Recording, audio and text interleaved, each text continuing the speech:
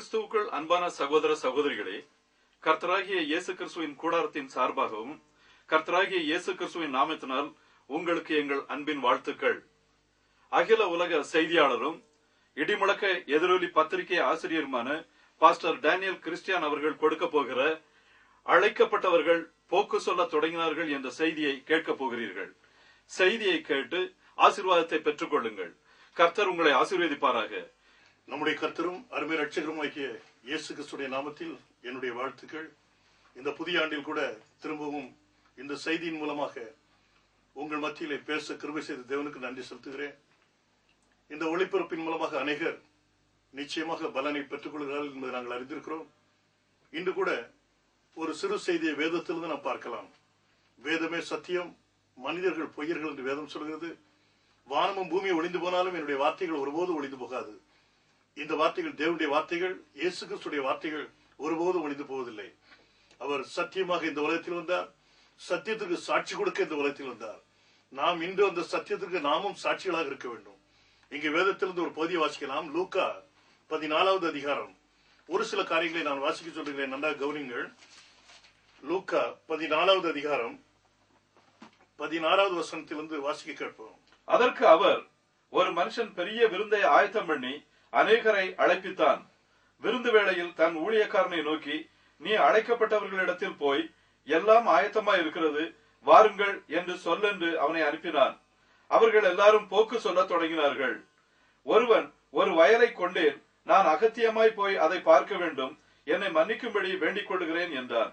வேறொருவன், 5 ஏர்மாடு கொண்டேன், அதை சோதித்து பார்க்க போகிறேன், என்னை மன்னிக்கும்படி வேண்டிக் கொள்கிறேன் என்றான். வேறொருவன், பெண்ணை விவாகம் பண்ணினேன், அதனால் நான் வரக்கூடாது என்றான். அந்த ஊழியக்காரன் வந்து இவைகளை தன் எஜமானுக்கு அறிவித்தான். அப்பொழுது வீட்டு எஜமான் கோபமடைந்து தன் ஊழியக்காரனை நோக்கி, நீ பட்டணத்தின் தெருக்களிலும் வீதிகளிலும் சீக்கிரமாய் போய் ஏழைகளையும் ஊனரையும் சப்பாடிகளையும் குருடரையும் இங்கே கூட்டிக் கொண்டு வா என்றான். ஊழியக்காரன் அப்படியே செய்து, ஆண்டவரே, நீர் கட்டளையிட்டபடி செய்தாயிற்று, இன்னும் இடம் இருக்கிறது என்றான். அப்பொழுது எஜமான் ஊழியக்காரனை நோக்கி, நீ பெரு வழிகளிலும் வேலிகள் அருகிலும் போய் என் வீடு நிறையும்படியாக ஜனங்களை உள்ளே வரும்படி வருந்தி கூட்டிக் கொண்டு வா. அழைக்கப்பட்டிருந்த அந்த மனுஷரில் ஒருவனாகிலும் என் விருந்தை ருசி பார்ப்பதில்லை என்று உங்களுக்கு சொல்லுகிறேன் என்றான் என்று சொன்னார். போதும். இங்கே ஒரு விருந்தை பற்றி நாம் காண்கிறோம். விருந்து என்றால் எல்லோருக்குமே ஆசைதான். ஏனென்றால் விருந்தில் பலவிதமான காரியங்கள் நமக்கு கிடைக்கும். நல்ல ஆகாரத்தை உட்கொள்ள முடியும், நல்ல குளிர்பானங்கள், இன்னும் அநேக விதமான காரியங்கள் உங்களுக்கு கிடைக்கும். விருந்து என்ற உடனே எல்லோரும் சந்தோஷப்படுவார்கள். ஆனால் இந்த விருந்து எப்படிப்பட்ட விருந்து என்பதை கொஞ்சம் கவனிக்க வேண்டும். விருந்தில 2 விதமான விருந்துகள் உண்டு. இங்கே வேதம் சொல்கிறது பாருங்கள். 12வது வசனத்தில் முதல் பகுதியை பார்க்கும்போது, அன்றியும் அவர் தம்மை விருந்துக்கு அழைத்தவனை நோக்கி, நீ பகல் விருந்தாவது ரா விருந்தாவது பண்ணும்போது, பாருங்கள், பகல் விருந்து அல்லது ரா விருந்து 2 விதமான விருந்துகளை பற்றி இங்கே வேதம் சொல்கிறது. கூடுமானவரை பகல் விருந்து எப்பொழுது நடக்கும் என்றால், திருமண வைபவங்கள் நடக்கும் போது அல்லது ஏதாவது ஒரு விழா நடக்கும் போது பகல் விருந்து நடப்பது வழக்கம். பகலில் தான் சாப்பாடு போடுவது, எல்லா விதமான காரியங்களும் பகலில் கொடுப்பார்கள். ஆனால் இரவு விருந்து வித்தியாசப்பட்டது. இரவு விருந்து ஏதாவது ஒரு சந்தோஷத்தை நிமித்தமாக கொண்டாடப்படுகிற ஒரு காரியம். இங்கே விருந்தை பற்றி ஆண்டவரோடு இவர்கள் பேசிக் கொண்டிருக்கும் போது ஒரு மனிதன் ஒரு கேள்வி அங்கே வைக்கிறான். 15வது வசனம் சொல்கிறது பாருங்கள். அவரோட கூட பந்தி இருந்தவர்களில் ஒருவன் இவைகளை கேட்டபொழுது அவரை நோக்கி, தேவனுடைய ராஜ்யத்தில் போஜனபானம் பண்ணுகிறவன் பாக்கியவான் என்றார். இந்த மனிதனுடைய எண்ணத்தையும் சிந்தனையும் நீங்கள் பாருங்கள். தேவனுடைய ராஜ்யத்தில் போஜனபானம் பண்ணுகிறவன் பாக்கியவான். இன்று நமக்கு அப்படிப்பட்ட சிந்தை உண்டா என்பதை நாம் கவனிக்க வேண்டும். உலகத்தில் எத்தனையோ விதமான விருதுகளை நீங்கள் கண்டுகளித்த போதிலும், நீங்கள் அதில் பங்கு பெற்ற போதிலும் அதில் எந்தமான பிரயோஜனம் இல்லை. அது அந்த நேரத்திற்கு மட்டும்தான். கேளிக்கைகளும் சந்தோஷங்களும் அந்த விருந்துகளில் காணப்படலாம், ஆனால் ஒரு குறிப்பிட்ட நேரத்துக்கு மட்டும்தான். ஆனால் இங்கே இந்த மனிதன் கேட்கிற ஒரு காரியம், ஆவிக்குரிய ஒரு காரியத்தை அவர் கேட்கிறார்.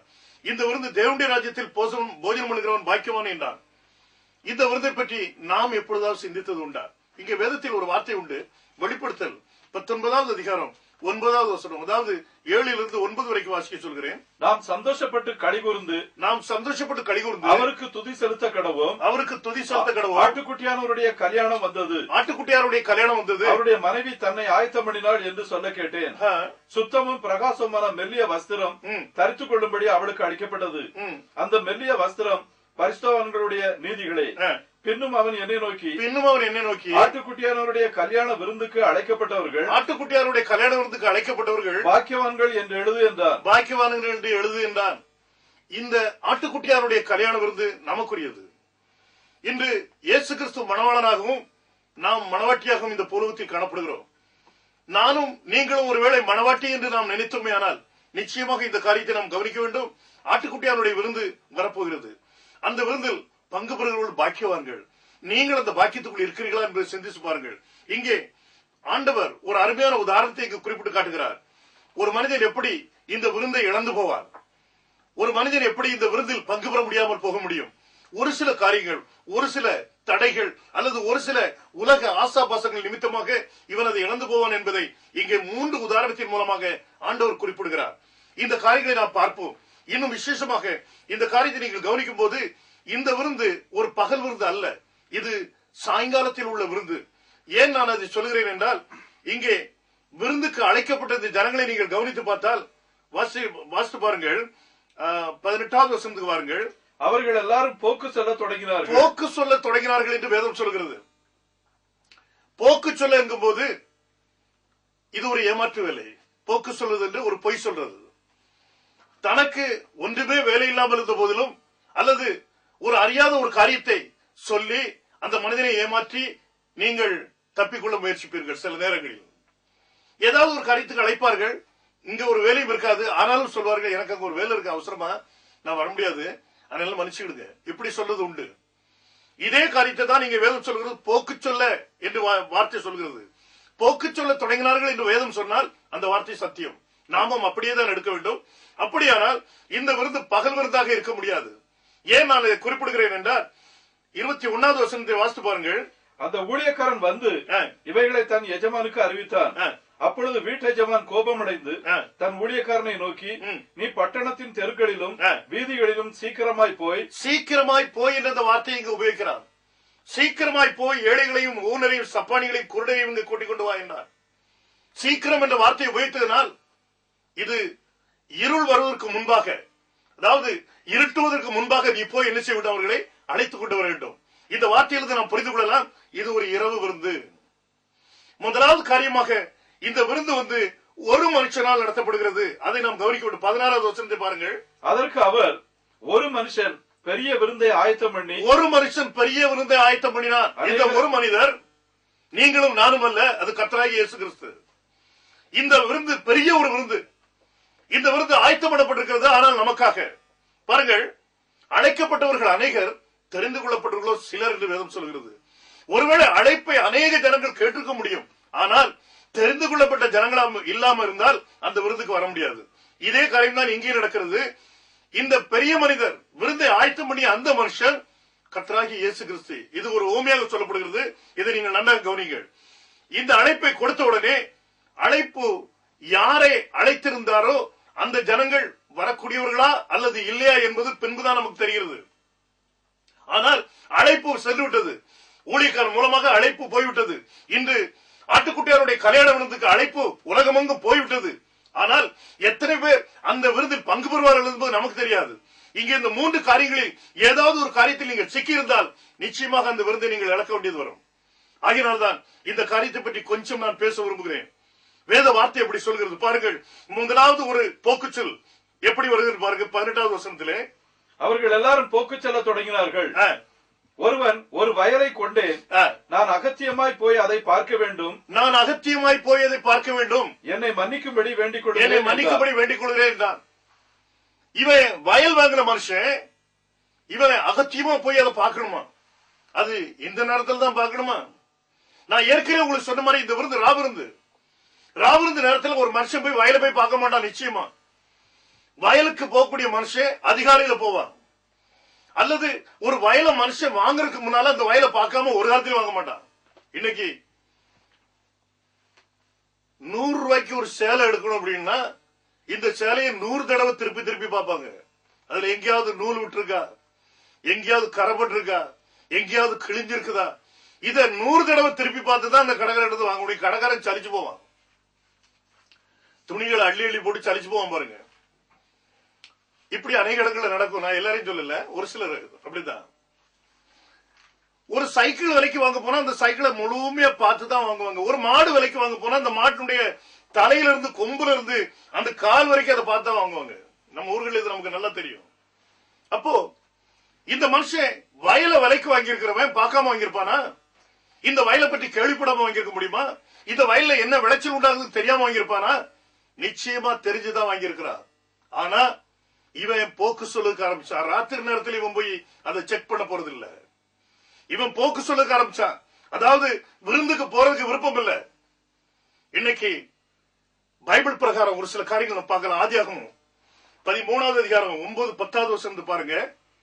இந்த தேசமெல்லாம் உனக்கு முன் இருக்கிறது அல்லவா? இந்த தேசமெல்லாம் உனக்கு முன் இருக்கிறது அல்லவா? நீ என்னை விட்டு பிரிந்து போகலாம். நீ இடதுபுறம் போனால் நான் வலதுபுறம் போகிறேன், நீ வலதுபுறம் போனால் நான் இடதுபுறம் போகிறேன் என்றார். அப்பொழுது லோத்து கண்களை ஏறெடுத்து பார்த்து யோர்தான் நதிக்கு அருகான சமபூமி முழுவதும் நீர்வளம் பொருந்தினதா இருக்க கண்டான். பாருங்க, யோர்தான் நதிக்கு அருகாமையில் உள்ள சமபூமி நீர்வளம் பொருந்தினதா இருந்துச்சுதான். கர்த்தர் சோதோமையும் கொமோராவையும் அடிக்கும் முன்னே சோவாருக்கு போகும் வழி மட்டும் அது கர்த்தருடைய தோட்டத்தை போலவும் எகிப்து தேசத்தை போலவும் இருந்தது. பாருங்க, பைபிள் சொல்ல செழிப்பான ஒரு இடம். ஆபிரகாமும் லோத்து வந்திருக்கிறாங்க. இப்போ 2 பேரும் பிரிய வேண்டிய ஒரு சூழல் உண்டாயிட்டது. இவனுக்கும் ஆடு மாடுகள் எல்லாம் பெருகிட்டது, அவனுக்கும் ஜனங்கள் பெருகிட்டாங்க. இப்ப இவங்க பிரிஞ்சு போகக்கூடிய ஒரு சூழல் உண்டாகுது. இப்படி வரக்கூடிய நேரத்தில் இங்க லோத்து தெரிந்து கொண்ட இடம் வந்து டவுன்வர்ட் டைரக்ஷன். இது மேல் நோக்கி இல்ல, கீழ் நோக்கி பார்க்கிறது. ஆங்கிலத்திலையும் பார்க்க முடியும். பாருங்க, பைபிள் சொல்லுது அந்த கீழ் பகுதி செழிப்பா இருந்தா பாத்துருங்க. இவன் சோதோம் குமாரவை தெரிஞ்சுக்கிறான். எப்படிப்பட்ட இடம் பாருங்க, செழிப்பான ஒரு இடம், நீர்வட்டம், நதிகள் எல்லாம் நிறைஞ்ச ஒரு இடம். ஆனா இவனுடைய பார்வையோ கீழ் நோக்கி இருந்தது, பூமியை நோக்கி இருந்துச்சு. அதே நேரத்தில் ஆபிரகாம் கீழ் நோக்கி பார்க்கல, அவன் தேவனை நோக்கி பார்த்தான். அவன் வானத்துக்கு நேராக தன்னுடைய கண்களை ஏறெடுத்து பார்க்கிறான். ஒரு மனுஷனுக்கு என்ன தேவை உண்டோ அத்தனை தேவைகளுக்காகவும் அவன் மேல் நோக்கி தான் பார்க்கணும். பைபிள் பிரகாரம் எனக்கு ஒத்தாசை வரும் பர்வதங்களுக்கு நேராக என் கண்களை ஏறெடுக்கிறேன். எனக்கு வரக்கூடிய ஒத்தாசை இந்த பூமியிலிருந்து இல்லப்பா, அது பரலோகத்திலிருந்து. என்னுடைய எல்லா தேவைகளையும் சந்திக்கக்கூடிய ஒருவர் அங்கு உட்கார்ந்து இருக்கிறார். அதுதான் தேவனுடைய மனுஷனுடைய காரியம். ஆபிரகாம் அப்படிப்பட்ட மனுஷனா இருந்தான். ஆனா இந்த லோத்து கீழ் நோக்கி பார்த்தான். கீழ் நோக்கி பார்க்கக்கூடிய ஒரே ஒரு மிருகம் எப்பவும் அது பன்றி தான். பாத்துங்க, பன்றி ஒருபோதும் மேல் நோக்கி பார்க்கறது இல்ல, சாகருக்கு முன்னால்தான் அது பார்க்கும். 2 பேர் சேர்ந்து 4 காலையும் கட்டி கம்ப இடையில போட்டு தூக்கிட்டு போகும்போது அது மல்லாக்கு தொங்கிட்டு நடக்கும். அப்பதான் அது மேல பார்க்கும். அப்பதான் நினைக்கும், ஓஹோ மேல ஒரு பெரிய உலகம் இருக்கு போல இருக்க, சூரியன் சந்திரன் பெரிய பெரிய நட்சத்திரங்கள்லாம் தெரியுது அப்படின்னு நினைக்கும். இதே மாதிரி அநேகருடைய ஆவிக்குரிய வாழ்க்கையில உலகத்தை பார்த்ததுனால இவங்களுக்கு மேல உள்ள உலகம் தெரியல, பரலோகம் அவங்களுக்கு தெரியல, பரலோகத்தில் உள்ள காரியங்கள் தெரியல. இன்னைக்கு அப்படிப்பட்ட நிலைமையில ஜனங்கள் உலாவிட்டு இருக்கிறாங்க. நம்முடைய வாழ்க்கை அப்படி இருக்கக்கூடாது. லோத்தை விட்டு ஆண்டவர் ஆபிரகாமை பிரிக்கும் வரைக்கும் அவங்ககிட்ட பேச மாட்டேட்டார். வாசி பாருங்க, ஆதியாகமம் 13வது அதிகாரம் 14வது வசனத்தை பாருங்க. லோத்து ஆபிரகாமை விட்டு பிரிந்த பின்பு கர்த்தர் ஆபிரகாமை நோக்கி உன் கண்களை ஏறெடுத்து நீ இருக்கிற இடத்திலிருந்து வடக்கேயும் தெற்கேயும் கிழக்கேயும் மேற்கேயும் நோக்கி பார். பாத்தீங்களா, எது வரைக்கும் லோத்து கூட இருந்தாலும் அது வரைக்கும் ஆண்டவர் பேச மாட்டேன்ட்டார். ஒரு பெரிய அழைக்கப்பட்ட மனுஷன், ஜாதிகளுக்கு தகப்பன், ஆண்டவரால் தெரிந்து கொள்ளப்பட்ட மனுஷன். இவனுக்கு ஆண்டவர் ஆசீர்வாதத்தை கொடுத்திருந்தார். சந்ததியை பெருக போடுவேன், வானத்தின் நட்சத்திரங்களை நீ எண்ணி பார்ப்பா, அதை எண்ணக்கூடுமானால் உன்னுடைய சந்ததியை நீ எண்ணக்கூடும் அப்படின்னு சொன்னார். அவ்வளவு பெரிய ஒரு மனுஷன், அழைக்கப்பட்ட மனுஷன், ஆண்டோடைய வார்த்தைக்கு கீழ்படித்த மனுஷன். ஆனா ஆண்டவர் அவன்கிட்ட பேச மாட்டேன்ட்டார். காரணம் என்ன? ஒரே ஒரு லோத்து உலக ஆசை. இவன் உலக ஆசை உள்ளவனா இருந்ததுனால தேவன் அவன்கிட்ட இடப்பட முடியல. இன்னைக்கு ஒருவேளை நீங்க உலக ஆசை உள்ளவங்களா இருந்தா நிச்சயமா தேவன் உங்ககிட்ட பேச மாட்டார். நீங்க வேணா ட்ரை பண்ணி பாருங்க. உலக ஆசைக்கும் தேவனுக்கும் சம்பந்தம் கிடையாது. நீங்க எது வரைக்கும் உலகத்தை வெறுக்காம உலகத்தை நேசிச்சீங்களோ அது வரைக்கும் தேவன் உங்ககிட்ட பேச முடியாது. இங்க இது நமக்கு அருமையான ஒரு எக்ஸாம்பிள். ஆண்டவர் லோத்தை விட்டு ஆபிரகாம் பிரிஞ்ச உடனே அவன் ஆசீர்வதிக்க ஆரம்பிச்சார், அவனோட பேச ஆரம்பிச்சார். இன்னைக்கு நம்முடைய வாழ்க்கை எப்படி இருக்குன்னு பாருங்க. இந்த உலக ஆசை அந்த பிரயாணத்தை தடை பண்ணிவிடும். அதாவது நமக்காக ஏற்படுத்தப்பட்ட அந்த ஆட்டுக்குட்டியானுடைய விருந்துல பங்கு பெற முடியாம தடை பண்ணிவிடும். இங்கே முதலாவது லோத்தை பற்றி நம்ம பார்த்தோம். 1 ராஜாக்கள் 21வது அதிகாரம் 1வது வசனத்தை வாசிங்க.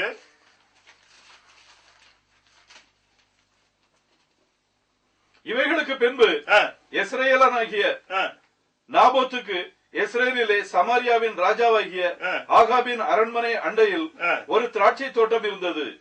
ஆகாப் நாபோத்தோட பேசி, உன் திராட்சை தோட்டம் என் வீட்டிற்கு அடுத்து இருக்கிறபடியால் அதை கீரை கொள்ளையாக்கும்படி எனக்கு கொடு, அதை பார்க்கிலும் நல்ல திராட்சை தோட்டத்தை அதற்கு பதிலாக உனக்கு தருவேன், அல்லது உனக்கு வேண்டுமானால் அதன் விலை கிரயமான பணத்தை தருவேன் என்றான். பாருங்க, பைபிள் சொல்லுது நாபோத்துங்கிற ஒரு சாதாரணமான ஒரு மனுஷன், குடிமகன். இந்த ஆகாப் ராஜனுடைய எண்ணம் என்ன அப்படின்னா, நாபோத்தினுடைய அந்த திராட்சை தோட்டத்தை கைப்பற்றிடணும். பெரிய ராஜா, அந்த ராஜ்யமே அவன் கையில் இருக்கு பாருங்க. அவன் நினைச்ச இடத்தை அவன் ஆள முடியும். அப்படிப்பட்ட ஒரு ராஜாவுக்கு ஆசை எங்க இருக்குது?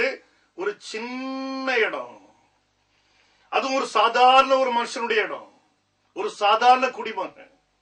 அவனுடைய இடத்து மேல இவனுடைய கண்ணு. இன்னைக்கு அனைவருக்கு எவ்வளவு செல்வம் இருந்தாலும் சரி, பக்கத்தில் இருக்கிற குறைந்த ஜனங்கள், அதாவது கஷ்டப்படுற ஜனங்களுடைய மேல கண் இருக்கும். எப்போ அந்த வீட்டை வித்துட்டு போக மாட்டான், எப்போ அந்த வயலை வித்துட்டு போக மாட்டான், நம்ம அதை சேர்த்துக்கலாம். அதாவது இது மண் ஆசை. 3 விதமான ஆசைகளை பற்றி தான் இப்ப உங்க மத்தியில பேச போறேன். இது மண் ஆசை.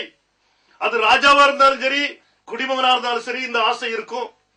இங்க ஆகாப் ராஜா இந்த நாபோத்துடைய தோட்டத்தை எடுக்க முயற்சிக்கிறான் பாருங்க.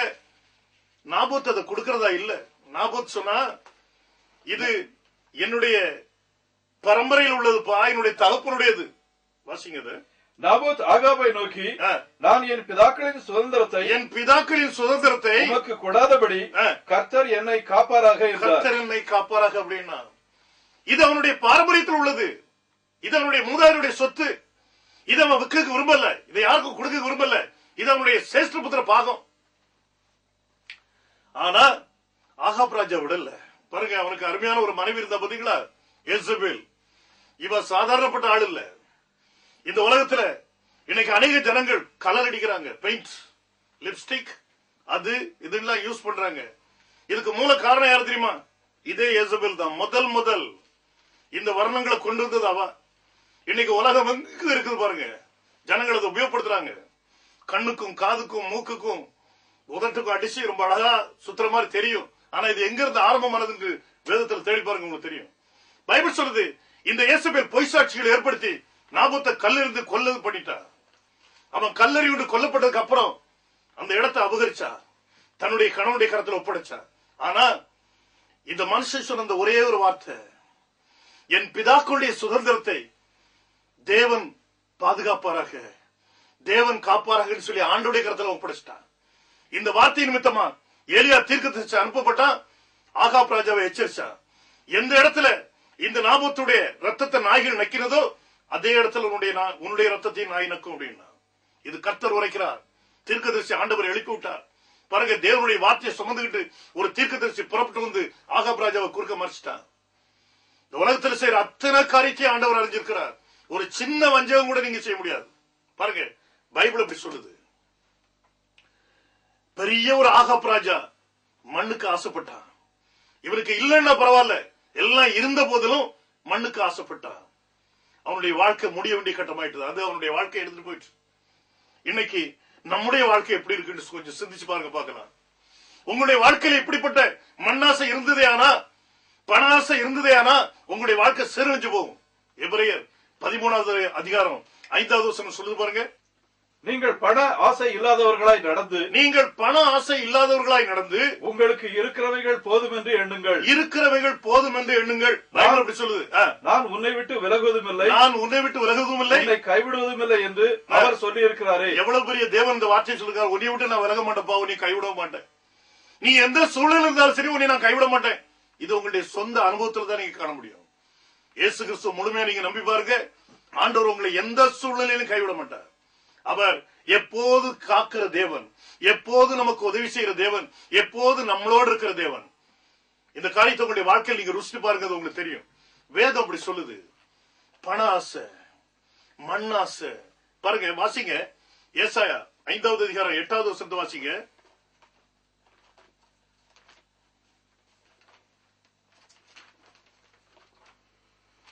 தாங்கள் மாத்திரம் தேசத்தின் நடுவில் வாசமாய் இருக்கும்படி மற்றவர்களுக்கு இடமில்லாமல் போகும் மட்டும் வீட்டோட வீட்டை சேர்த்து வயலோட வயலை கூட்டுகிறவர்களுக்கு ஐயோ. இது வேதம் சொல்லுது. தாங்கள் மட்டும்தான் இருக்கணும்பா, மற்றவங்க இருக்க கூடாது. ஆகினால பக்கத்துல எத்தனை வீடு வருதோ வரைக்கும் வைக்கணும். இருக்கிற நம்ம நிலம் இருக்கிற இடத்துல, நம்ம வயல் இருக்கிற இடத்துல எவ்வளவு வயல் இருக்கோ அவ்வளோத்தையும் வரைக்கும் வைக்கணும். பக்கத்துல 1 by 1 இப்படி செய்கிறவனுக்கு ஐயோ. இது பைபிள், நான் சொல்லல. வேதத்தை தவிர மற்ற காரியங்கள் நான் உங்கள்கிட்ட போதிக்கிறது இல்லை, அது உங்களுக்கு தெரியும். பைபிள் சொல்லுது. அப்போ இன்னைக்கு என்னுடைய வாழ்க்கையில அந்த கல்யாண விருதுல பங்கு பெற விடாதபடி தடையா இருக்கக்கூடியது ஒருவேளை இந்த காரியமா இருக்கலாம். இந்த செய்தி கேட்டுக்கிற நீங்க உங்களை சிந்திச்சு பாருங்க. நான் உங்களை ஒண்ணு சொல்லல, அது உங்களுக்கு தெரியும். உங்க மனம் சொல்லு நீங்க எங்க இருக்கிறீங்கட்டு. கடைசி நேரம் வரைக்கும் மண்ணாசை அநேகருக்கு போகாது. நான் பார்த்திருக்கிறேன். சின்ன பையனா இருக்கும்போது நம்ம ஊர்கள்ல, அதாவது வயசான ஒரு தாயோ அல்லது தகப்பனோ மறிக்கும் போது மறிக்காம இழுத்துட்டு இருந்தாங்களே. ஆனா அந்த நேரத்துல வயல்ல உள்ள மண்ணை கரைச்சி தண்ணி கொண்டு ஊத்துவாங்க. டப்புனி ஜீவன் பெறும்போதுங்க. இப்படி நிறைய இடங்கள் உண்டு. அப்போ அந்த ஜீவன் போகாம இழுபறில கிடக்கிற காரணம் மண்ணாசை. இது எத்தனையோ இடங்களை நான் பார்த்திருக்கிறேன் இந்த காரியங்களை. அதனால உங்களுக்கு சொல்றேன், இன்னைக்கு உங்களுடைய வாழ்க்கையில எது தடையா இருக்குது? இந்த முதலாவது சொன்ன இந்த காரியத்தை சொல்லி நீங்க போக்கு சொல்றீங்களா? முதலாவது சொல்லப்பட்ட இந்த காரியத்தை நீங்க நினைச்சு இந்த உலக ஆசையில சுத்திட்டு இருக்கீங்களா? எங்க எதை வாங்கலாம், எந்த வீட்டை பார்க்கலாம், எதை செய்யலான்னு நீங்க சுத்திட்டு இருக்கீங்களா? ஆண்டவருக்கு எல்லாம் தெரியும் உங்களுக்கு என்ன தேவை அப்படிங்கிறது. ஆனா நீங்க ஆசைப்பட்டு போற காரியமும் அவருக்கு தெரியும். பைபிள் இப்படி சொல்லுது. முதலாவது தேவனுடைய ராஜ்யத்தை தேடுங்கள், அப்பொழுது இவைகள் எல்லாம் உங்களுக்கு கூட கொடுக்கப்படும். அவருடைய ராஜ்யத்தை நீதியும் தேடி பாருங்க, இவைகள் எல்லாம் உங்களுக்கு கூட கொடுக்கப்படும். இது அவருக்கு தெரியும். உங்களுக்கு இருக்க வீடு வாங்குறது தெரியும். உங்களுக்கு கார் வேணா காரு கொடுக்க ஒரு தயாரா இருக்கிற எல்லாம் கொடுப்பார். ஆனா உங்களுடைய ஆசை உங்களை திரும்ப திரும்ப மேலும் மேலும் அங்கே எடுத்துட்டு போச்சுதே. ஆனா கல்யாண விருதை இழக்க வேண்டியதாயிரும். இயேசு கிறிஸ்து சொன்ன வார்த்தையின் பிரகாரமா கல்யாண விருந்து நமக்கு உண்டு. இது யாரும் மாற்ற முடியாது. பாருங்க, பைபிள் எப்படி சொல்லுது. உபாகமம் வாசிங்க 5வது அதிகாரம் 21வது வசனத்தை வாசிக்க பார்க்கலாம். பிறனுடைய மனைவியை இச்சையாதிருப்பாயாக. கற்பனை என்ன சொல்லுது பாருங்க. பிறனுடைய மனைவியை இச்சையாதிருப்பாயாக. பிறனுடைய வீட்டையும் அவனுடைய நிலத்தையும் அவனுடைய வேலைக்காரனையும் அவனுடைய வேலைக்காரியையும் அவனுடைய எருதையும் அவனுடைய கழுதையையும் பின்னும் பிறனுக்குள்ள யாதொன்றையும் இச்சையாதிருப்பாயாக என்றார். எந்த ஒரு நிலத்தையும் நீ இச்சிக்க கூடாதுன்னு சொல்லி பைபிள் நமக்கு சொல்லுது. உனக்கு ஆண்டவர் கொடுக்கணும்னு நினைச்சா அவர் கொடுப்பார். நீ அதை இச்சிச்சு எடுத்தீங்கன்னா நீ குற்றவாளியா இருப்பா. இன்னைக்கு மனுஷனுடைய மனதுல எப்பவும் இருக்கிற சிந்தனை மண்ணாசை ஒரு மனுஷனுக்கு எடுத்துரும். நீதிமொழிகள்ல பாருங்க, சாலமோன் சொன்னா பாருங்க, 23வது அதிகாரம் 10வது வசனம் சொல்லு பாருங்க.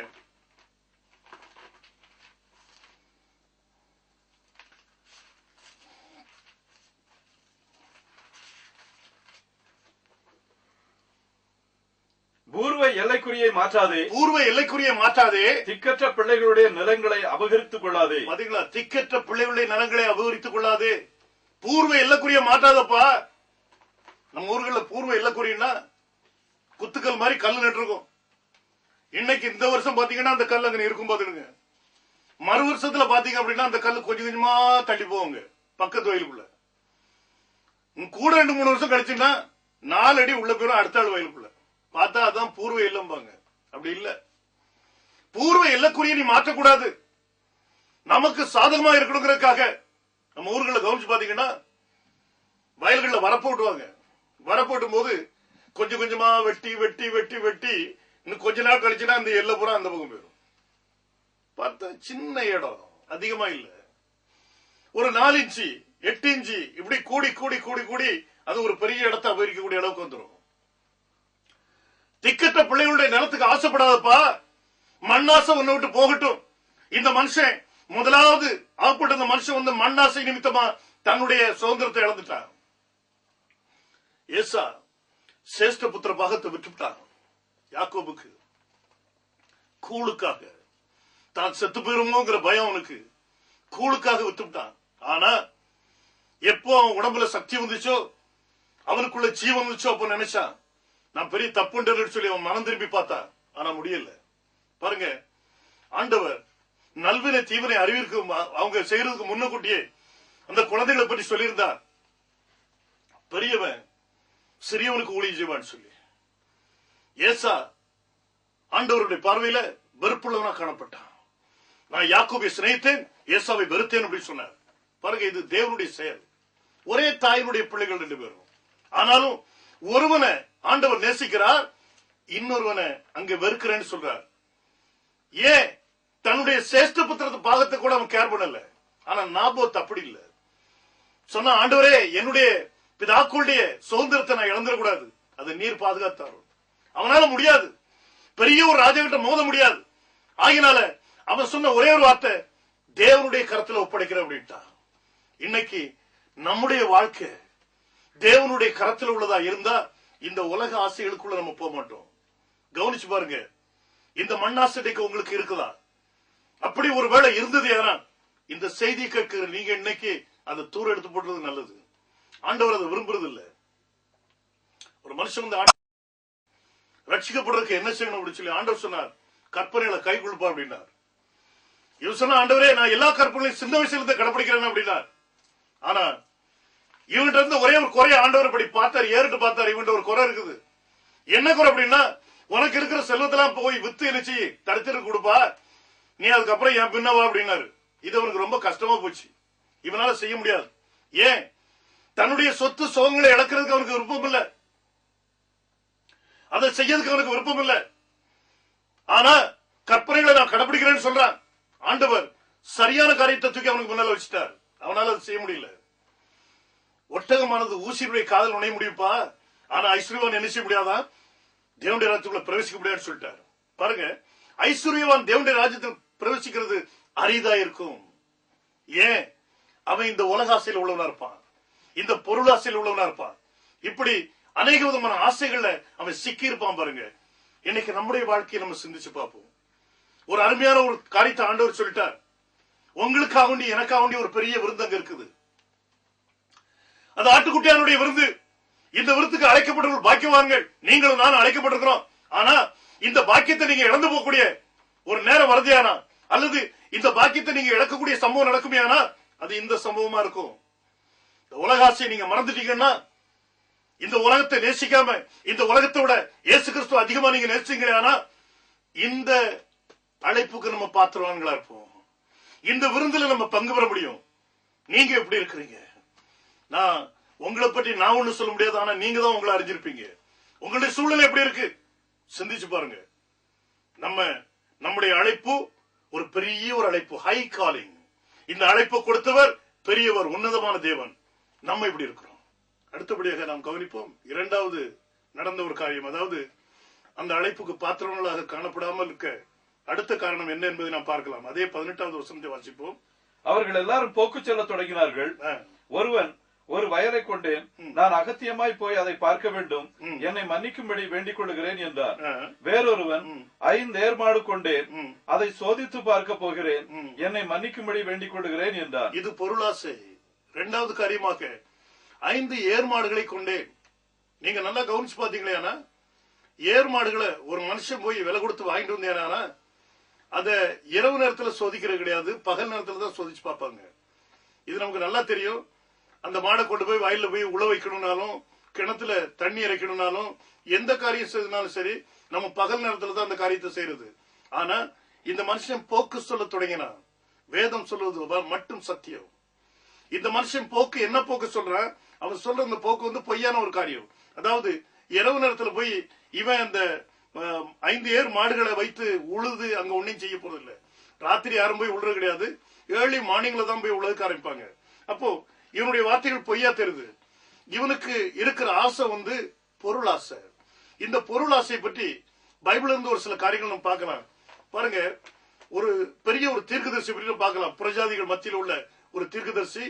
இந்த தீர்க்கதரிசி பெற்றிருந்த அபிஷேகம் சரியானது. ஆனா அந்த தீர்க்கதரிசி தவறா இருந்தான். அவனுடைய குணங்கள், அந்த வித்து தவறா இருந்துச்சு. இன்னைக்கு அநேகருடைய வாழ்க்கையில அபிஷேகம் ரைட்டா இருக்கும். ஆனா அந்த வித்து தவறா இருந்துச்சுன்னா அவங்களுடைய கிரியைகளும் தவறா இருக்கும். பாருங்க, பிலேயாம்ங்கிற ஒரு தீர்க்கதரிசி, எண்ணாகமம் 22வது அதிகாரம் 7வது வசனத்தை வாசிங்க. அப்படியே மோவாபின் மூப்பரும் மீதியானின் மூப்பரும் குறி சொல்லுதற்குரிய கூலியை தங்கள் கையில் எடுத்துக்கொண்டு புறப்பட்டு பிலேயாமினிடத்தில் போய் பாலாகின் வார்த்தைகளை அவனுக்கு சொன்னார்கள். அவன் அவர்களை நோக்கி, ராத்திரிக்கு இங்கே தங்கியிருங்கள், கர்த்தர் எனக்கு சொல்லுகிறபடியே உங்களுக்கு உத்தரவு கொடுப்பேன் என்றான். பாருங்க, இந்த மனுஷனை நீங்க கவனிச்சு பாத்தீங்களா? ஆண்டவர் இவன் சொல்லி இருக்கிறார், நீ இஸ்ரவேல் ஜனங்களை வந்து சபிக்க கூடாது அப்படி சொல்லி. ஏன் அப்படின்னா, இந்த ஆசீர்வாதத்தை ஆண்டவர் முதலே கட்டளையிட்டு இருக்கிறார். உங்களை சபிக்கிறவர்கள் சபிக்கப்பட்டவர்களா இருப்பாங்க, உங்களை ஆசீர்வதிக்கிறவளை நானும் ஆசீர்வதிப்பேன்னு சொல்லுகிறார். இப்படிப்பட்ட ஒரு வாக்குத்தத்தத்தை கொடுத்த ஒரு சந்ததி ஆண்டவருடைய பிள்ளைகள் இஸ்ரவேல் ஜனங்கள் அங்க வந்திருக்கும் போது பாலாக் எப்படியாவது அவங்களை சபிக்க வைக்கணுங்கிறதுக்காக இந்த பிலேயாம் தீர்க்கதரிசியை கூப்பிடுறார். இந்த தீர்க்கதரிசிக்கு நல்லா தெரியும் ஆண்டவர் அதை சபிக்க கூடாதுன்னு சொல்லுகிறார். ஆனாலும் இவன் திரும்பவும் ஆண்டவரிடத்துல போய் கேட்க வேண்டிய அவசியம் ஏன் வந்துச்சு? இவனுடைய பொருள் ஆசை. பாருங்க, 3 விதமான ஆசைகளுக்குள்ள அவனும் வந்துடுறாங்க. இந்த பணத்தையும் சன்மானத்தையும் நினைச்ச உடனே இவன் யோசிக்கிறான், நமக்கு இது கிடைச்சா ரொம்ப நல்லதாச்சு அப்படி சொல்லி. யூதா 11வது வசனம் சொல்லுது பாருங்க.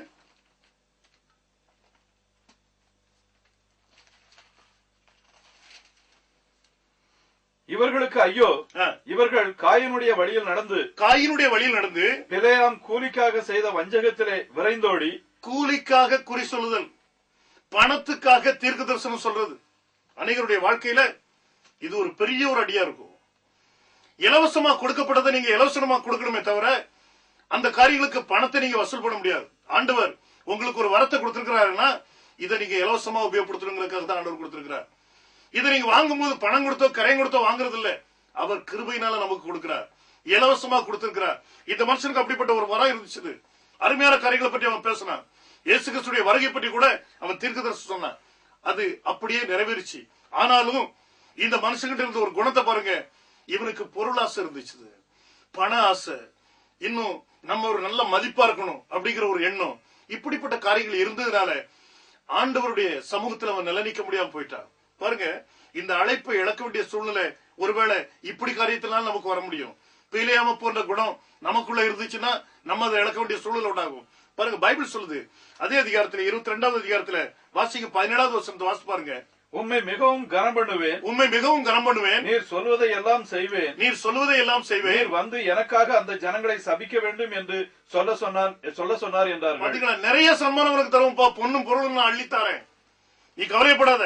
ஆனா எனக்காக வேண்டி நீ செய்ய வேண்டிய ஒரே ஒரு காரியம், இந்த ஜனங்களை சபிக்கணும், இஸ்ரவேல் ஜனங்களை சபிக்கணும்.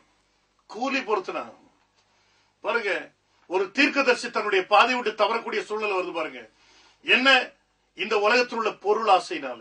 இன்னைக்கு நம்முடைய வாழ்க்கையில நம்மளுக்கு பொருளாசை உண்டா? ஒருவேளை பக்கத்து வீட்டுல ஒரு ஃப்ரிட்ஜ் எடுத்திருப்பாங்க, நீங்க நினைப்பீங்க நம்ம வீட்டுல ஏன் இல்ல, இங்க சண்டை வந்தாகும். இந்த பக்கத்து வீட்டுக்காரால பாருங்க, குறைஞ்ச சம்பளம், டிவி எடுத்து வந்திருக்கிறாரு, அவர் ஃப்ரிட்ஜ் எடுத்து வந்திருக்காரு, நம்மகிட்ட அது இல்ல. இல்ல அவருடைய கார் இருக்கு, நம்மகிட்ட இல்ல.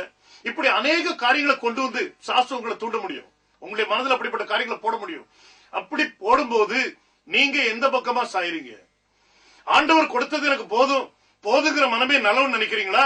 இல்ல இந்த பொருளுக்கு பின்னால ஆசைப்பட்டு ஓடுவீங்களா? இங்க பிலேயாம் வந்து அந்த காரியத்தை தச்சுதான். ஒரு பெரிய ஒரு தீர்க்கதரிசியா இருந்த போதிலும் இஸ்ரவேல் ஜனங்களை சபிக்கிறதுக்காக இவன் திரும்ப திரும்ப ஆண்டவர்கிட்ட போய் கேட்க வேண்டிய சூழல் உண்டாச்சு. ஆண்டவர் ஒரு முறை வசனித்தா அதை மாற்றுவர் இல்ல, ஒரு முறை சொன்னாரே, ஆனா அது சொன்னதுதான். இஸ்ரவேல் ஜனங்களை நீ சபிக்க கூடாதுன்னு சொன்னா இந்த மனுஷன் அதை அப்படியே பிடிச்சிருக்கணும், கைப்பற்றி இருக்கணும், அதோட அவன் ஒதுங்கி இருக்கணும். இவன் அதை செய்யல. இவன் திரும்ப திரும்ப ஆண்டவர்கிட்ட போய் கேட்டுக்கும் போது ஆண்டவர் சொன்னார், நீ என்ன செய்யணுமோ செய்ய, செத்து மடிப்போ, அதோட முடிஞ்சு. ஆண்டவர் விட்டு கொடுத்துருவார். சில நேரங்கள்ல உங்களுக்கு ஒரு தேவை இருக்கும், ஏதோ ஆண்டவரை நீங்க கேட்பீங்க, ஆண்டவரே எனக்கு அந்த தாரம் இந்த வரத்தை தாருன்னு கேட்பீங்க. ஆனா அது உங்களுக்கு தேவையில்லாத காரியமா இருந்தா, உங்களுடைய வாழ்க்கைக்கோ உங்களுடைய ஊழியத்துக்கோ அது தேவையில்லாத காரியமா இருந்தா ஆண்டவர் கொடுக்க மாட்டார். நீங்க அவரை போர்ஸ் பண்ணீங்க அப்படின்னா, கட்டாயப்படுத்துறீங்களே, ஆண்டவர் சொல்வார் எடுத்துட்டு போ அப்படின்ட்டு. போ, அதனுடைய பலனை அனுபவி. இஸ்ரவேல் ஜனங்கள் எகிப்தை விட்டு வெளியே வந்ததுக்கு அப்புறம் மாமிசத்தை தேடினாங்க, எகிப்தில் உள்ள வெங்காயத்தை தேடினாங்க, எகிப்தில் உள்ள எல்லா காரியங்களும் அவங்க தேட ஆரம்பிச்சாங்க. ஆண்டவர் அதை விட்டு கொண்டு வரும்போது இவங்களுக்கு முழு விடுதலை கொடுத்து கொண்டு வந்தார். இந்த ஜனங்கள் பின்னிட்டு திரும்பி பார்த்ததுனால ஆண்டவர் அவங்களுக்கு கொடுத்து அவங்களுடைய சங்க பிடிச்சார், மாமிசத்தை கொடுத்து அவங்களுடைய சங்க பிடிச்சார். அநேகர் சாக வேண்டிய சூழ்நிலை ஆயிப்போச்சு. ஆயிரக்கணக்கான ஜனங்கள் மடிய வேண்டிய ஒரு சூழ்நிலை பாருங்க. சோதகுமார் அழிக்கப்படும் போது லோத்தும் அவனுடைய பிள்ளைகளும் மனைவியும் ஜீவன் தப்ப ஓடி போன்னு சொல்லி ஆண்டவர் சொன்னார், பின்னிட்டு திரும்பி பார்க்காத. ஆனா பின்னிட்டு திரும்பி பார்த்தது நிமித்தமா அந்த பெண் உப்பு தூணாக வேண்டியதாயிற்று. பாருங்க, நம்முடைய வாழ்க்கை ஒரு முறை அடிமத்தனத்திலிருந்து விடுதலையாக்கப்பட்டு வெளியே வந்ததே. ஆனா இந்த உலக அடிமத்தனத்திலிருந்து நீங்கள் விடுவிக்கப்பட்டவங்களா வெளியே வந்தீங்களே, ஆனா திரும்பவும் அதை நோக்கி பார்க்க கூடாது. ஆண்டவர் அதை வெறுக்கிறார். இங்க பீலியாவுடைய வாழ்க்கை அப்படித்தான் இருந்துச்சு. இன்னொரு மனுஷன் பாருங்க, இன்னொரு மனுஷனை பற்றி பார்க்கலாம். 1 சாமுவேல் 15வது அதிகாரம் 13வது வசனத்தை வாசிங்க. சாமுவேல் சவுலிடத்தில் போனான். சவுல் அவனை நோக்கி, நீர் கர்த்தரால் ஆசீர்வதிக்கப்பட்டவர், கர்த்தருடைய வார்த்தையை நிறைவேற்றினேன் என்றான். அதற்கு சாமுவேல், அப்படியானால் என் காதுகளில் விழுகிற ஆடுகளின் சத்தமும் எனக்கு கேட்கிற மாடுகளின் சத்தமும் என்ன என்றான். அதற்கு சவுல், அமலேக்கியர் இடத்தில் இருந்து அவைகளை கொண்டு வந்தார்கள். ஜனங்கள் ஆடு மாடுகளில் நலமானவைகளை உம்முடைய தேவனாகிய கர்த்தருக்கு பலியிடும்படிக்கு தப்ப வைத்தார்கள். மற்றவர்களை முற்றிலும் அழித்து போட்டோம் என்றார். பாருங்க, இங்க சவுலுக்கு ஆண்டவர் கொடுத்த கட்டளை என்னன்னா, அமலேக்கியரை முழுது கால்படிடு. ஒரு மிருகமானாலும் சரி, ஒரு சின்ன பொருளானாலும் சரி, எந்த ஒரு காரியத்தையும் மிச்சம் வைக்கணும், அவ்வளத்தையும் எரிச்சிருப்பா அப்படின்றார். அந்த ஜனங்களை முழுவதும் காலிப்பட சொல்லி அவனுக்கு அதிகாரத்தை ஆண்டவர் கொடுத்தார். இந்த ஜனங்களையும் அவன் கையில ஒப்படைச்சார். ஆனா இந்த காரியத்தை சவுல் செய்தானா? செய்யல. அங்குள்ள அருமையான கொளுத்த ஆடுகள், கொளுத்த மாடுகள் எல்லாத்தையும் கொண்டு வந்தான். அதுகள் அழிக்கல.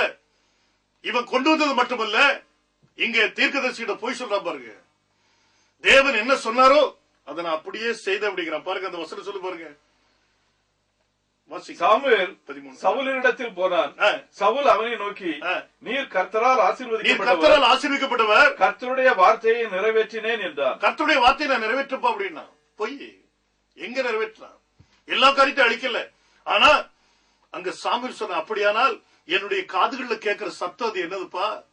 ஆடு மாடுடைய சத்தம் என் காதுக்கு கேக்குதே, இது எப்படி வந்துச்சு? ஆண்டோடைய பார்வையில் நீங்க எந்த ஒரு காரியத்தையும் மறைக்க முடியாது. உங்களுடைய வாழ்க்கையில நீங்க எது செய்தாலும் சரி, அவருக்கு முன்பாக நிர்வாணமா இருக்குது.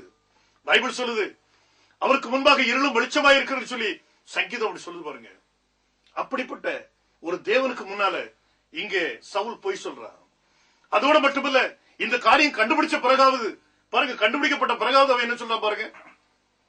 அதற்கு சாமுவேல், அப்படியானால் என் காதுகளில் விழுகிற ஆடுகளின் சத்தமும் எனக்கு கேட்கிற மாடுகளின் சத்தமும் என்ன என்றார். அதற்கு சவுல், அமலேக்கியர் இடத்திலிருந்து அவைகளை கொண்டு வந்தார்கள். ஜனங்கள் ஆடு மாடுகளின் நலமானவைகளை உம்முடைய தேவனாகிய கர்த்தருக்கு பலியிடும்படிக்கு தப்ப வைத்தார்கள். பாருங்க, தன்னை பற்றி எந்த ஒரு காரியத்தையும் சொல்லலாம். ஜனங்கள் நலமானதை கொண்டு வந்தாங்க, நான் இல்ல. அது ஏப்பா கொண்டு வந்தாங்க? உம்முடைய தேவனாகிய கர்த்தருக்கு பலியிடுறதுக்கு. சாமுவேலுடைய தேவன் வேற, சவுலுடைய தேவன் வேறையா? யோசிச்சு பாருங்க. சாமுவேலுடைய வாயை அடைக்கிறதுக்காக வேண்டி சவுல் சொன்ன ஒரு வார்த்தை, உம்முடைய தேவனுக்கு பலியிடுறதுக்காக வேண்டி அந்த ஜனங்கள் கொண்டு வந்தாங்க, நான் இல்ல அப்படிங்கிற பதில் அவன் பேசினான். பாருங்க, ராஜ்யபாரத்தை இழக்க வேண்டிய சூழ்நிலையை போச்சு. தேவன் ஒரு முறை சொன்னா அந்த வார்த்தையில நிக்கக்கூடியவர் தான் தேவன். அதை ஒருபோதும் மாற்றக்கூடியவர் இல்ல. பைபிள் சத்தியம் பாருங்க. இந்த வார்த்தை பிரகாரம் கவனிக்கும் போது ஒரு பெரிய ஒரு ராஜா பொருளாசை நிமித்தமா தன்னுடைய காரியங்களை இழக்க வேண்டிய சூழ்நிலை போச்சு. இங்க வேதம் அப்படி சொல்லுது. சாமுவேல் தீர்க்கதரிசி ஆண்டவர் உடனே அனுப்பினார், போப்பா இந்த காரியத்தை போய் சொல்லு அப்படின்னு சொல்லி. இன்னைக்கு நம்முடைய வாழ்க்கையில பொருளாசை உண்டா? இல்ல பீலியாமு போன்ற கூலிக்காக வேலை செய்யற காரியங்கள் உண்டா? இந்த உலகத்தில் உள்ள பொருட்கள்லாம் நமக்கு தேவைன்னு தான் படும் மனசுல. மார்க்கெட்ல ஒரு பொருள் வந்துட்டா அது என் வீட்டுக்கு வரணும்னு தான் ஆசைப்படுவோம். இந்த ஆசையை கொடுக்கிறது சாசு. கண்களின் இச்சை, மாமிசத்தின் இச்சை, ஜீவனத்தின் பெருமை, இது மூணும் தேவனால் உண்டானது அல்ல. அது இந்த உலகத்துடைய அதிபதியினால் உண்டானது. பைபிள் அப்படி சொல்லுது. 2வது அதிகாரம் 16வது வசனம் வாசிங்க. ஏனெனில் மாமிசத்தின் இச்சையும் கண்களின் இச்சையும் ஜீவனத்தின் பெருமையும் ஆகிய உலகத்தில் உள்ளவைகள் எல்லாம் பிதாவினால் உண்டானவைகள் அல்ல, அவைகள் உலகத்தினால் உண்டானவைகள். கண்கள் இச்சிக்கும், மாமிச இச்சிக்கும், இந்த உலகத்தில் உள்ள எல்லா காரியங்களும் அது இச்சிக்கும். ஏன் அப்படின்னா இது மண்ணில இருந்து வந்ததுனால அது மண்டத்தான் நாடும். ஆனா இந்த இச்சையை ஒழிச்சிட்டு ஆண்டவர் பக்கமா நீங்க திரும்பினாதான் இந்த விருந்துல பங்கு பெற முடியும். இது ஒரு உயர்ந்த அழைப்பு. அந்த பக்கமா திரும்பணுமே, ஆனா இந்த பக்கத்தை நீங்க விட வேண்டி இருக்கும். இதுவும் வேணும் அதுவும் வேணும் நீங்க சொன்னீங்கன்னா நிச்சயமா போக முடியாது. இந்த உலகம் உங்களை கீழே இழுக்க ஆரம்பிக்கும். இந்த உலகத்தை விட்டு நீங்க கடந்து போகக்கூடிய ஒரு கூட்டம். நம்ம இந்த உலகத்தார் அல்ல. வேதம் சொல்லுது, நான் இந்த உலகத்தான் அல்லாது போல நீங்களும் இந்த உலகத்தார் அல்ல. நான் இந்த உலகத்தாரா இருந்தா இந்த உலகம் என்ன நேசிச்சிருக்கும் அப்படிங்கிறார். ஆகினால நீங்களும் இந்த உலகத்தாரா இல்லாம இருந்தா இந்த உலகம் நிச்சயமா உங்களை நேசிக்காது. பைபிள் அப்படிதான் சொல்லுது. இந்த பொருள் ஆசை 2வது காரியமா வந்து அமைஞ்சிச்சு. இந்த மனுஷன் 5 ஏர்மாடுகளை கொண்டேன், நான் அதை போய் சோதிச்சு பார்க்கணும், நான் அதை கொண்டு போய் பார்க்க வேண்டியிருக்கு வயல்ல. இது ராத்திரி நடந்த ஒரு விருந்தா இருந்ததுனால இவன் சொன்னது போய் போக்கு, அதாவது போக்கு சொல்ல ஆரம்பிச்சா. நம்ம ஊர்ல சாக்கு போக்குன்னு சொல்லுவாங்க. இது ஒரு போக்கு சொல்ல காரியம். இன்னைக்கு நம்முடைய வாழ்க்கையில இந்த போக்கு சொல்ல காரியத்தை நீங்க எடுத்துட்டு, ஆண்டவரே நான் அந்த விருதுல பங்கு பெறாதபடி எனக்கு ஒருவேளை இந்த பொருளாசை தடையா இருக்குமா, என்னை நான் அதுல இருந்து பிரிச்சுக்கிறேன்னு சொல்லி ஆண்டவர் பக்கமா நீங்க திரும்பணும். 3வது காரியமா பைபிள் சொல்லுது பாருங்க. அதே அதிகாரத்துல லூக்கா 14வது அதிகாரத்துல வாசிங்க. 20வது வசனத்துக்கு வாங்க. வேறொருவன் பெண்ணை விவாகம் பண்ணினேன் அதனால் நான் வரக்கூடாது என்றான். பாருங்க, பெண்ணை விவாகம் பண்ணினேன் ஆகினால் நான் வரக்கூடாதான். இது கேட்கறதுக்கே நமக்கு சிரிப்பான ஒரு காரியம். ஏன் அப்படின்னா, கல்யாணம் முடிச்சவன் புது பெண்ண உடையவன் பூரா எங்கடா விருந்து கிடைக்கும் அலைவான். கூப்பிடாத வீட்லயுமே ஆஜராவான். பாருங்க, நம்ம ஊர்களை நம்ம பாத்துருப்போம் இல்லையா. புதுசா கல்யாணம் முடிஞ்சாச்சுன்னா பரம எதிரி வீடா இருந்தாலும் சரி போய் நிப்பான் விருந்துக்கு. ஏன்னா மனைவியோட விருந்து கலையணும். இது நம்ம ஊர்ல ஏற்பட்டது. ஆனா இவன் சொல்றான் நான் விருந்துக்கு போக கூடாதான். இவனை போக கூடாது யார் சொன்னது? பாருங்க, பைபிள் அப்படி சொல்லல. பைபிள் சொல்லுது. உபாகமம் 24வது அதிகாரம் 5வது வசனம் சொல்லுது பாருங்க. ஒருவன் ஒரு பெண்ணை புதிதாய் விவாகம் பண்ணி இருந்தால் அவன் யுத்தத்திற்கு புறப்பட வேண்டாம். இவன் யுத்தத்துக்கு தான் புறப்பட வேண்டாம். அவன் மேல் யாதொரு வேலையும் சுமத்த வேண்டாம். வேற ஒரு வேலையும் சுமத்தாங்கப்பா அப்படின்னு சொல்லி தான் பைபிள் சொல்லுது. விருந்துக்கு போகாதுன்னு பைபிள் சொல்லல. அப்போ இதுவும் அவனுடைய சாக்கு போக்கு, இந்த மனுஷனுடைய சாக்கு போக்கு. இன்னைக்கு பெண் ஆசை ஒரு மனுஷனை இந்த பூமியில நிறுத்திட முடியும். பெண் ஆசை நிமித்தமா அந்த பரம அழைப்பை நீங்க இழந்து போக முடியும். இது வேதம், இது தேவன் சொன்ன வார்த்தை. திருஷ்டாந்தமா அவர் சொன்ன வார்த்தைகள் சத்தியம். இங்க பெண் ஆசையினால வீழ்ச்சி அடைந்த அநேக காரியங்கள் நம்ம பைபிள்ல பார்க்க முடியும். ஆனாலும் ஒரு சில எக்ஸாம்பிள் மட்டும் நான் உங்க மத்தியில சொல்றேன். முதலாவது காரியமா நம்ம வாசிக்கலாம். வாசிங்க, நியாயாதிபதிகள் 14வது அதிகாரம் 3வது வசனத்தை வாசிங்க. அப்பொழுது அவன் தாயும் அவன் தகப்பனும் அவனை நோக்கி, நீ போய் விருத்த சேதனம் இல்லாத பெலிஸ்தரிடத்தில் ஒரு பெண்ணை கொள்ள வேண்டியது என்ன? உன் சகோதரரின் குமாரத்திகளிலும் எங்கள் ஜனம் அனைத்திலும் பெண் இல்லையா என்றார்கள். சிம்சோன் தன் தகப்பனை நோக்கி, அவள் என் கண்ணுக்கு பிரியமானவள், அவளையே எனக்கு கொள்ள வேண்டும் என்றான். பாருங்க, பைபிள் சொல்ல பாருங்க, அவள் என் கண்ணுக்கு பிரியமானவள், அவளையே எனக்கு கொள்ள வேண்டும். கண்ணின் இச்சை. பெண் அப்படின்னு வரும்போது கண்ணின் இச்சை தான் வரும். வேதம் சொல்லுது. ஆண்டவர் சொன்னார், ஒரு பெண்ணோட விபச்சாரம் செய்தான் விபச்சாரம் சொல்லி வேதம் சொல்லுதுப்பா. ஆனா நான் சொல்றேன், ஒரு பெண்ணை இச்சையோடு பாக்குற எவனோ விபச்சாரம் செய்தாயிட்டு. பாருங்க, ஒருவேளை நீங்க நினைக்கலாம் ஆண்டுடைய வார்த்தை ஆவிக்குரிய வார்த்தை, மானிச பிரகாரமான பிரமாணத்தை அவர் கொண்டு வரல, ஆவிக்குரிய பிரமாணத்தை கொண்டு வந்தார். ஒரு பெண்ணை இச்சையோடு பாக்குறவன் அவளோட விபச்சாரம் செய்தாச்சு பைபிள் சொல்லுத. ஆண்டுடைய வார்த்தை மாறாததா இருந்தா நிச்சயமா நியாயத்திற்கு நிக்க வேண்டி இருக்கும். நீங்க ஒரு பெண்ணை இச்சையோட பாத்தீங்கன்னா, ஆனா நீங்க போய் அங்க நிக்கிறதுக்கு முன்னால, ஒரு ஆண் போய் நிக்கிறதுக்கு முன்னால பெண் முதலாவது நிப்பா ஜட்ஜ்மெண்ட்ல. ஏன்? அந்த இச்சையை உண்டு பண்ணக்கூடிய உடை உடுத்ததுனால, அந்த இச்சையை உண்டு பண்ணக்கூடிய துணி உடுத்ததுனால, அறகுறையான ஆடை உடுத்ததுனால முதல்ல அவ நிப்பா ஜட்ஜ்மெண்ட்ல. இது தேவனுடைய வார்த்தைகள். இன்னைக்கு நம்மளை எப்படி வச்சிருக்கணுங்கிறத நீங்க யோசிச்சு பாருங்க. பெண் ஆசை. இந்த பெண் ஆசை சிம்சோனுக்கு உண்டாச்சது. சிம்சோனுடைய கண்ணுக்கு பிரியமான பெண்ணை அவன் தேடினான். இந்த பெண்ணை தன்னுடைய சொந்தத்திலேயோ மற்ற எதிரையோ முடிக்காம இவன் வெளியே தேடினான். அழகு மாயம், அது மாயை கொண்டு வரும். அழகு வஞ்சனமானது. பாருங்க, இவன் தேடுற காரியம் வந்து கண்ணினிச்ச. இன்னைக்கு நம்முடைய வாழ்க்கையில பெண்ணாசை, அதாவது கண்ணிச்ச நம்முடைய வாழ்க்கையில ஒரு தடையா இருந்தது. ஏன்னா இந்த பரம அழைப்பை இழக்க வேண்டிய சூழல் உண்டாகும். பரம அழைப்பை கொடுத்தவர் உன்னதமானவர். இப்பவும் அவர் பார்த்துட்டு இருக்கிறார். உங்களுடைய வாழ்க்கை எப்படி இருக்கு பாருங்க. சிம்சோன் இது நிமித்தமா வீழ்ச்சி அடைஞ்சான். 16வது அதிகாரம் 1வது வசனத்துக்கு வாங்க. பின்பு சிம்சோன் காசாவுக்கு போய் அங்கே ஒரு வேசியை கண்டு அவளிடத்தில் போனான். அப்பொழுது சிம்சோன் பாருங்க, சிம்சோன் காசாவுக்கு போய் இப்ப ஒரு வேசிக்கிட்ட போயிட்டான். வேசிக்கிட்ட ஒரு மனுஷன் போறாரியானா இவன் வேசியோட இணைஞ்சிருக்கிறான்னு சொல்லி பைபிள் சொல்லுது. சரீரத்துல அந்த பாவமானது அவனோட இணைஞ்சிருக்கும். இந்த மனுஷன் தெரிந்து கொண்ட காரியம் வந்து தவறான பாதை. இவன் அழக ருசி பார்த்தான்.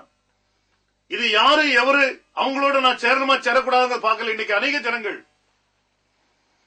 விசுவாசியா இருக்கிற ஜனங்கள் பெண் எடுக்கிறது அவிசுவாசியில இருந்து எடுப்பாங்க.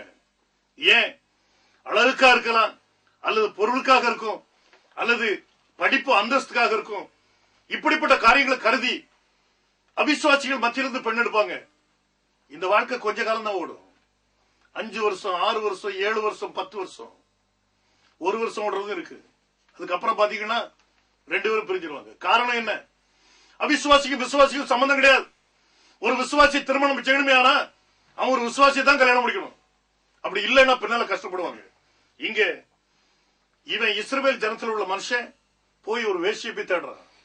கட்டளைகளை மீறி இந்த காரியத்தை செய்து போறான். பாருங்க, இங்க பைபிள் சொல்லுது 16வது அதிகாரம் 19வது வசனத்துக்கு வாங்க. அவள் அவனை தன் மடியிலே நித்திரை செய்ய பண்ணி ஒருவனை அழைத்து அவன் தலைமயிரின் 7 ஜடைகளையும் சிறைப்பித்து அவனை சிறுமைப்படுத்த தொடங்கினாள். அவன் பலம் அவனை விட்டு நீங்கிற்று. பாருங்க, அவனுடைய பலம் வந்து அவனை விட்டு நீங்கிட்டது.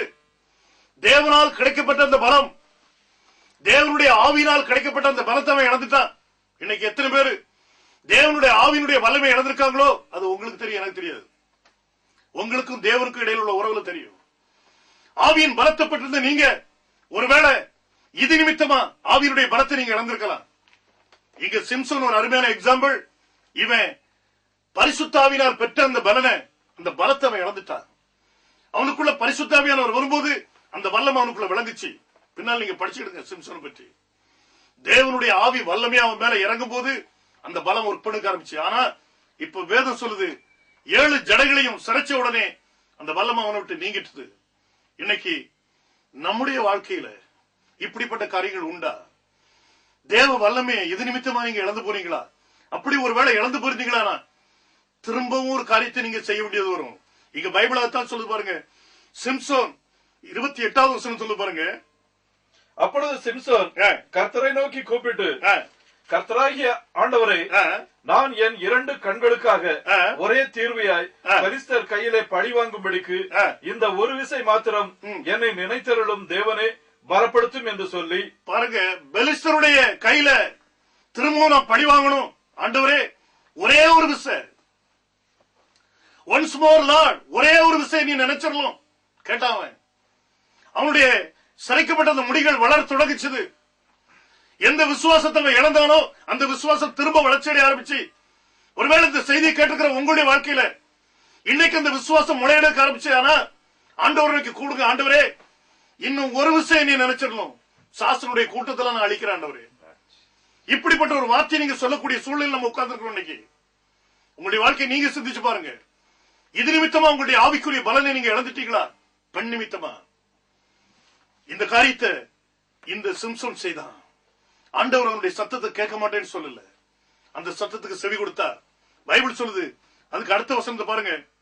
சிம்சோன் அந்த வீட்டை தாங்கி நிற்கிற 2 நடு தூண்களில் ஒன்றை தன் வலதுகையினாலும் மற்றொன்றை தன் இடதுகையினாலும் பிடித்துக் கொண்டு, என் ஜீவன் பெலிஸ்தரோட கூட மடிய கிடவது என்று சொல்லி பலமாய் சாய்க்க அந்த வீடு அதில் இருந்த பிரபுக்கள் மேலும் எல்லா ஜனங்கள் மேலும் விழுந்தது. இவ்விதமாய் அவன் உயிரோடு இருக்கையில் அவனால் கொல்லப்பட்டவர்களை பார்க்கிலும் அவன் சாகும்போது அவனால் கொல்லப்பட்டவர்கள் அதிகமாய் இருந்தார்கள். அவன் சாகும்போது அவனால் கொல்லப்பட்டவர்கள் அதிகம். 3000 பேர் புருஷரும் ஸ்திரீகளும் உட்கார்ந்து வேடிக்கை பார்த்தாங்க. இவன் ஆவிக்குரிய பலத்தை பெற்ற மனுஷன், இஸ்ரவேலை ரட்சித்த ஒரு மனுஷன், இஸ்ரவேலுக்காக அவன் செய்ய வேண்டிய காரியங்கள் அநேகம் இருந்துச்சு. ஆனா ஒரு பெண் நிமித்தமா மாவரைச்சுக்கிட்டு இருந்தான். ஞாபகத்தில் வச்சுக்கிடுங்க, பைபிள் சொல்லுது வீட்டுக்குள்ளே சுத்திக்கிட்டு இருந்தான். இன்னைக்கு ஒரு ஊழியக்கார அழைப்பு உங்களுக்கு இருக்கலாம், ஆவியை பெற்றவங்களா இருந்திருக்கலாம், ஆவியுடைய வல்லமை பெற்றிருக்கலாம். ஆனா இந்த சிம்சோன மாதிரி வீட்டுக்குள்ளே சுத்திக்கிட்டு இருக்கீங்களா? யோசித்து பாருங்க. பலத்தை இழந்து இந்த வீட்டுக்குள்ள சுத்திக்கிட்டு இருந்தா இது ஒரு அருமையான நேரம். சிந்திச்சு பாருங்க. பரம அழைப்பை இழந்து போயிடக்கூடாது. ஆண்டவரே, நான் இந்த அழைப்பை இழந்து போயிடக்கூடாது. ஆனா ஆண்டோட கேளுங்க, ஆண்டவரே இந்த ஒரு விச என்னை திடப்படுத்தும், திரும்பவும் என்ன உயிர்ப்பிக்க மாட்டீரோன்னு சொல்லி ஆண்டவர்கிட்ட கேளுங்க. ஆண்டவருடைய வல்லமை உங்க மேல நிச்சயமா இறங்கும். சிம்சோன் மேல அந்த வல்லமை இறங்குனது உண்டானா உங்க மேல நிச்சயமா இறங்கும். நம்முடைய தேவன் பொய் சொல்கிறவர் அல்ல.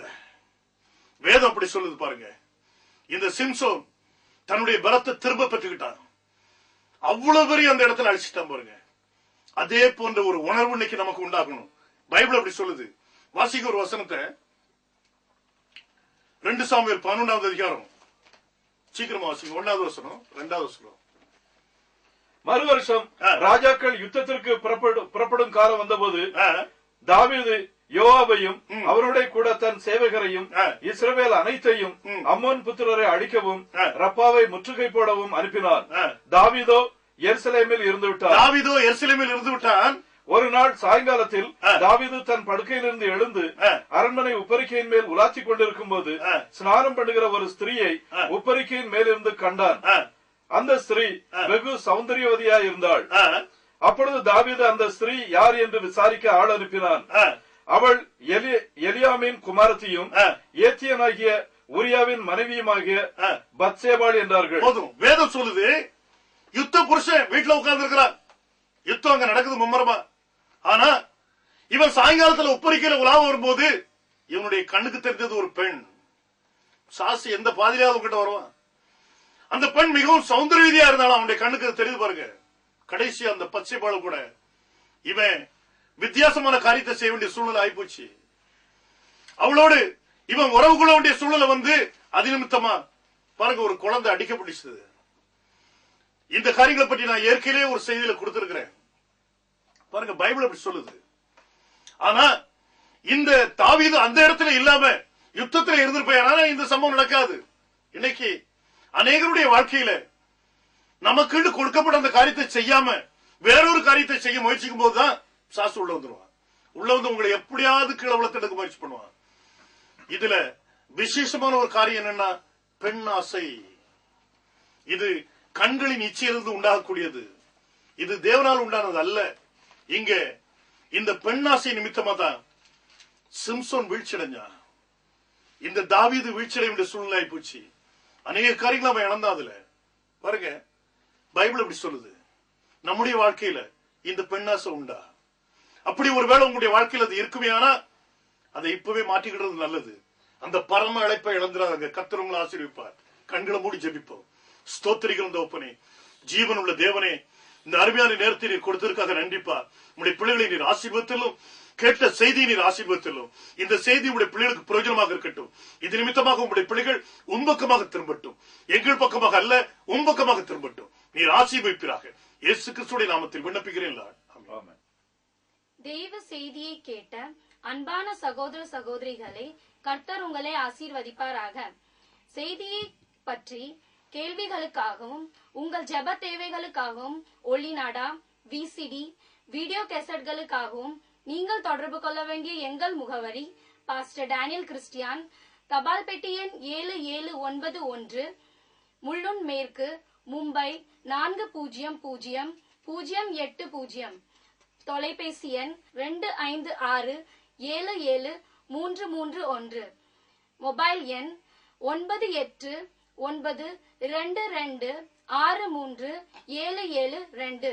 கர்த்தர் நம்மை ஆசீர்வதிப்பாராக.